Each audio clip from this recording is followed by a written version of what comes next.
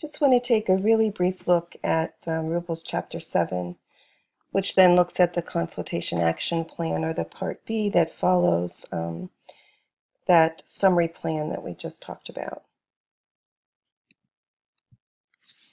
So after all of the information has been gathered, it's used as the means or the focus of the consultation.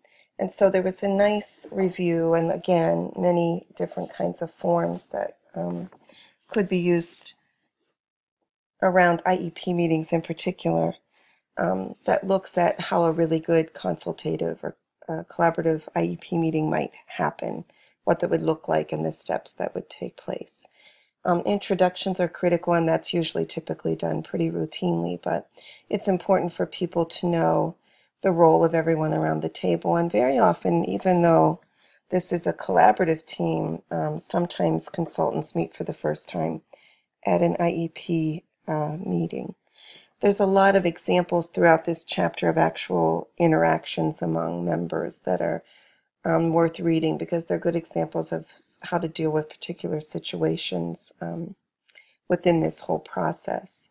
If whomever is conducting the meeting, and that can be a variety of people depending on how your meetings happen in your schools, they need to explain the process to everybody. For some, it might be their first IEP meeting. If not, you would know the background of the folks there, keeping the focus from the beginning on the outcomes that you're seeking, discussing the joint summary to the degree that the people around the table need an explanation. They obviously should have seen all the results prior to the meeting.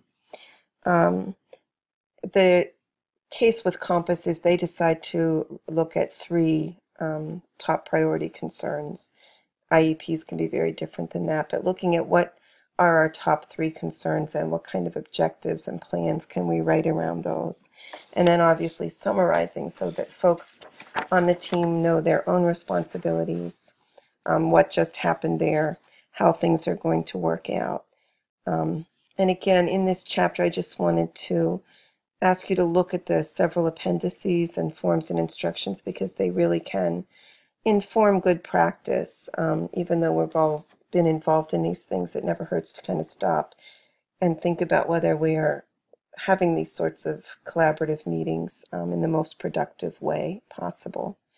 And also, this chapter will be helpful for your projects in a modified version, with your just simply beginning the process in your little group projects, that you would look at these sorts of things to decide what your group should be attending to and completing that assignment.